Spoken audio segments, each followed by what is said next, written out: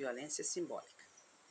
A violência simbólica difere das demais formas apresentadas, pois não deixa marcas físicas e não abala, como a violência psicológica.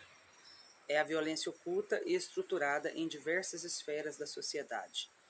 É um modo de anular ou diminuir a importância de alguém em comparação a outra pessoa, outra classe, raça e etc. Pode ocorrer porque alguém detém o poder simbólico e, de certo modo, violenta o outro de forma imperceptível, sem o emprego de força física. Pierre Bourdieu aponta para a estrutura do capital, o que diretamente está ligado à estrutura do poder. O autor apresenta 4 tipos de capital. O capital econômico, que é composto por riqueza, bens e renda. O capital social, que se refere ao círculo de amizades. O capital cultural, que se constitui a partir do nível de escolaridade, diploma, conhecimento em idiomas, artes e outros. E, por fim, o capital simbólico, que está atrelado à honra, ao reconhecimento, à importância. Ele fala assim: os grupos sociais, sobretudo as classes sociais, existem, por assim dizer, 2 vezes. E isso acontece antes da intervenção do próprio olhar científico. Existem na objetividade da primeira ordem, aquela que é registrada por distribuições de propriedades materiais, e existe na objetividade da segunda ordem, a das classificações contrastadas e das representações produzidas por agentes com base em um conhecimento prático dessas distribuições, tais como são expressas nos estilos de vida. Ao longo dos anos, nas fazendas, criou-se o mito do homem trabalhador e a família a qual este homem sustenta. Muito embora a mulher possa desenvolver inúmeras habilidades e executar múltiplas tarefas, ela ainda é conhecida como a esposa de alguém, sendo assim impossibilitada de se emancipar e dar continuidade ao seu trabalho sem este homem. O trabalho da mulher esposa, neste caso, é invisibilizado, de modo que, para mudar de uma fazenda para outra, comercializar ou conseguir novo trabalho, acaba dependendo do homem. Esse tipo de violência é tão mascarada e dificilmente é percebida pela vítima, portanto, nunca percebida por outras pessoas. É possível elucidar com situações do cotidiano. Vamos pensar em uma família que trabalha no campo por toda a vida, porém não possui terras. Trabalha na lavoura de um fazendeiro e, por este motivo, também mora no lugar. É comum que as famílias criem porcos e galinhas em seus quintais. Geralmente também mantêm hortaliças e, de acordo com as estações e a geografia, vão plantando outras coisas, como milho e feijão, a maior parte para consumo próprio. Porém, há algumas que dispõem de maior espaço e plantam para vender. Não parece difícil executar tais tarefas descritas no parágrafo anterior. Não parece se olhar com distância para a situação, mas aqui, além da habilidade e força, é preciso falar de tempo. O trabalho assalariado na lavoura costuma ser realizado entre 7 da manhã e 5 da tarde e inclui capina, desbrota, roçado, plantio, etc. Ao chegar em casa, é possível, talvez, se dedicar a apenas um trabalho. Seria necessário um dia todo e mais mão de obra para dar conta de todos os afazeres. Os homens chegam cansados. Às vezes, alimentam um porco, arrumam a irrigação da horta e vão tomar banho na água aquecida pela serpentina, que, por sua vez, esquentou devido ao preparo da janta no fogão a lenha. Durante o dia, é normal que as mulheres nas fazendas do sul de Minas lavem as roupas, façam o trabalho de limpeza e de conservação da casa.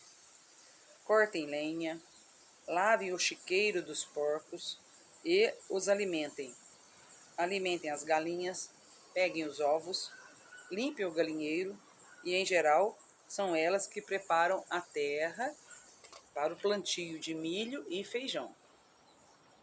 O preparo vai desde passagem do arado e a confecção de covas, e quando as plantas estão crescendo, ainda é preciso capinar.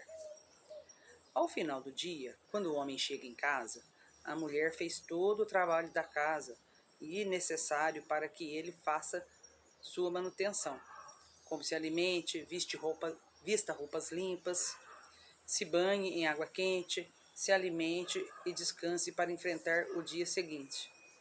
Porém, além de todo esse trabalho, ela ainda fez trabalhos compatíveis com os dele, em grau de dificuldade e emprego de força física. No entanto, dizem que esta mulher não trabalha. Ai, coitada de nós mulheres. Observe que o simples ato de ligar um fogão ou ter água quente em um chuveiro requer muito mais trabalho dela própria do que se essas atividades estivessem sendo feitas em uma casa da cidade. O fato de não compreender o trabalho dessa mulher é uma violência.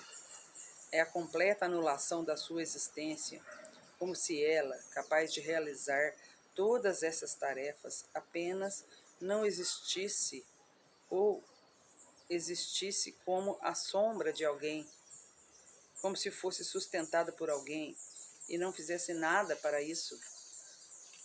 Assim como em todo lugar as pessoas do campo, homens, costumam e gostam de serem reconhecidos pelo trabalho, pela profissão, é normal se referir a alguém como o Zé Tratorista, o Paulo Marceneiro, a Maria Costureira e etc. Peço licença para comentar algo de que me lembrei nesse trecho.